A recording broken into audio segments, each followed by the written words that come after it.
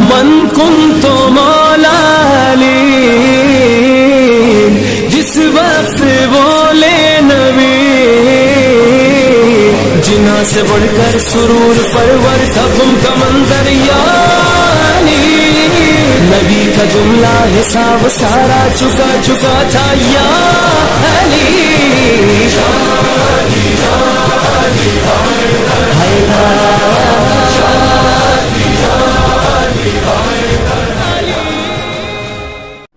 اعوذ باللہ من الشیطان الرجیم، بسم اللہ الرحمن الرحیم، الحمد لأہلہ والصلاة علی اہلہا، اما بعد فقد قال اللہ تعالی فی القرآن الکریم وقول الحق، بسم اللہ الرحمن الرحیم، وَكُلَّ شَيْءٍ أَحْصَيْنَاهُ فِي إِمَامٍ مُبِينٍ۔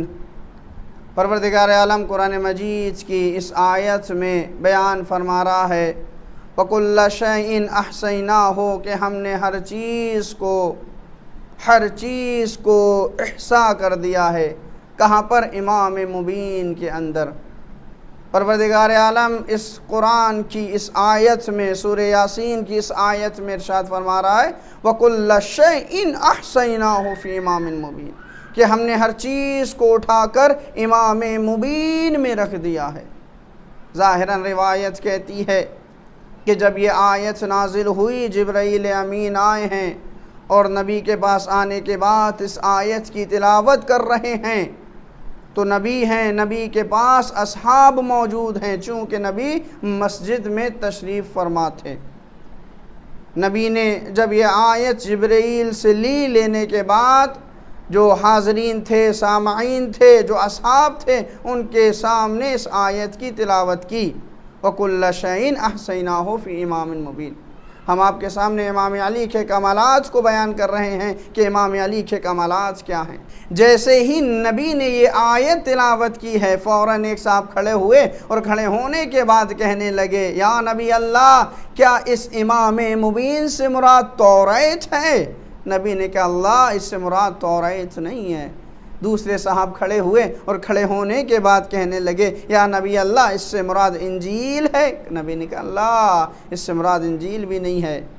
اب ایسی صورت میں ایک صاحب کہنے لگے کیا اس سے مراد قرآن ہے؟ نبی نے کہا اللہ، اس سے مراد قرآن بھی نہیں ہے۔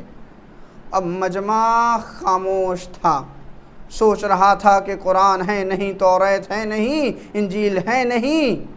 اب ایسی صورت میں کون سی ایسی ذات ہے کہ جس کے پاس تمام چیز کا علم ہے، جس کے پاس تمام کمالات پائے جاتے ہیں، وہ کون سی ذات ہے؟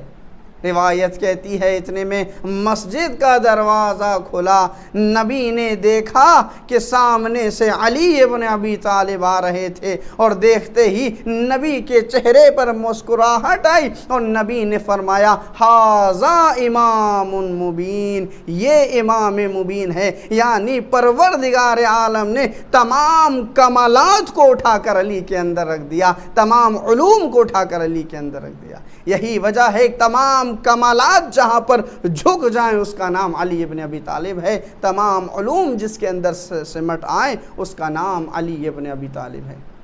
یہی وجہ ہے کہ نبی نے بھی فرمایا انا مدینۃ العلم وعلی بابھا، میں شہر علم ہوں، علی اس کا دروازہ ہے۔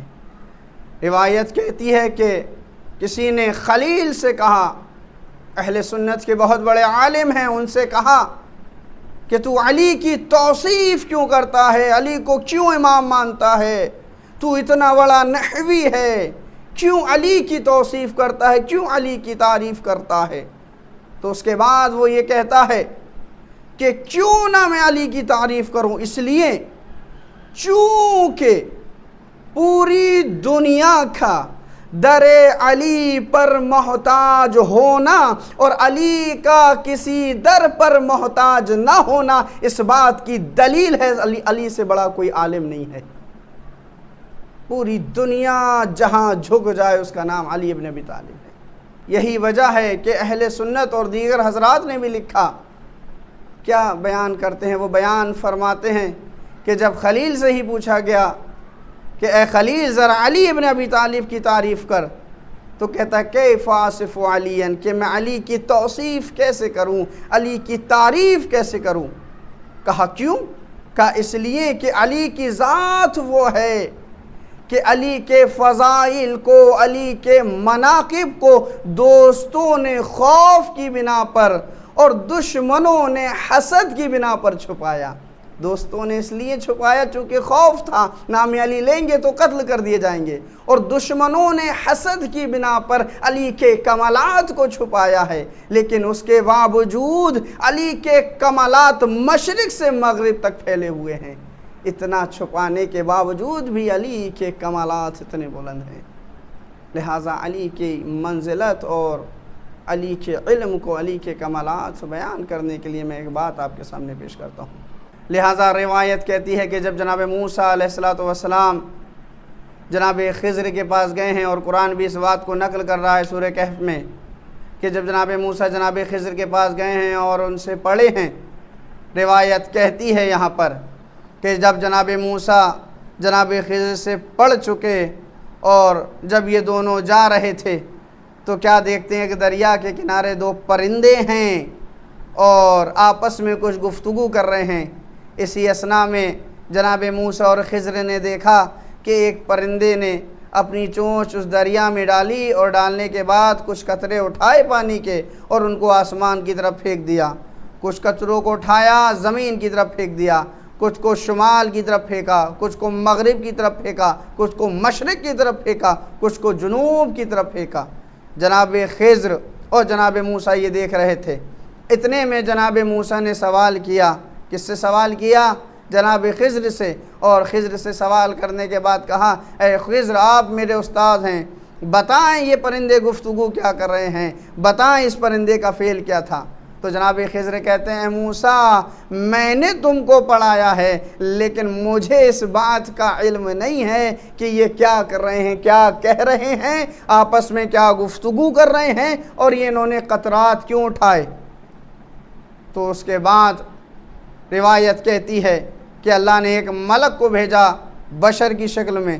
جیسے ہی وہ ملک آتا ہے اور آنے کے بعد جناب خضر اور موسیٰ سے کہتا ہے خضر و موسیٰ میں بتاؤں گا کہ یہ دونوں کر کیا رہے ہیں۔ تو ایک مرتبہ جناب خضر نے کہا کہ اے شخص بتا کیا کر رہے ہیں؟ کہا کہ تم نے دیکھا؟ کیا دیکھا؟ کہا کہ یہ جو گفتگو کر رہے تھے۔ کہا ہاں بتاؤ یہ کیا گفتگو کر رہے تھے؟ کہا یہ گفتگو یہ کر رہے تھے، کہا یہ سامنے موسیٰ اور خضر ہیں، یہ دونوں نبی ہیں، لیکن آنے والے زمانے میں آخری امت میں ایک نبی ہوگا کہ جس کی حکومت مشرق پر بھی ہوگی، مغرب پر بھی ہوگی، شمال پر بھی ہوگی، جنوب پر بھی ہوگی۔ یہ جو انہوں نے قطرے دو در پھینکے ہیں اس کا مطلب یہ ہے۔ پھر اس کے بعد ایک اور سوال کرتے ہیں کہ اچھا یہ تو بتاؤ ہم نے یہ دیکھا کہ اس نے قطرے پھینکے لیکن ایک قطرہ اٹھایا اور اٹھانے کے بعد اس کو دریا میں اسی سمندر میں ڈال دیا، اس کی وجہ کیا ہے؟ تو جیسے ہی جناب خضر نے یہ سوال کیا ہے فوراً وہ شخص مسکرانے لگا اور مسکرانے کے بعد کہتا ہے کہا کہ یہ جیسے ہی اس پرندے نے ایک قطرہ اٹھایا اور اٹھانے کے بعد سمندر میں پھینکا، اس کا مطلب موسیٰ اور خضر جانتے ہو؟ کہا نہیں جانتے۔ کہا سنو، کہا اس کا مطلب یہ ہے اس پرندے نے کہا کہ آنے والی آخری امت میں ایک محمد ہوگا، اس کا ایک وصی کہ جس کا نام علی ہوگا، آخری امت میں ایک محمد ہوگا، اس کا ایک وصی ہوگا، اور اس کے علم کے، اس کے کمالات کی منزلت یہ ہے کہ اے موسیٰ اور خضر اگر تمہارے علم کو ملایا جائے تو ایک قطرہ ہوگا، اگر اس کے علم کو ملایا جائے تو ایک سمندر ہوگا۔ لہٰذا امام علی کی منزلت کو ہر امت کے سامنے پیش کیا گیا، امام علی کے کمالات کو ہر امت کے سامنے پیش کیا گیا۔ وآخر دعوانا الحمدللہ رب العالمین۔ اللہم صلی علی محمد وآل محمد، اللہم صلی علی محمد وآل محمد، اللہم صلی علی محمد وآل محمد، اللہم صلی علی محمد وآل محمد، اللہم صلی علی محمد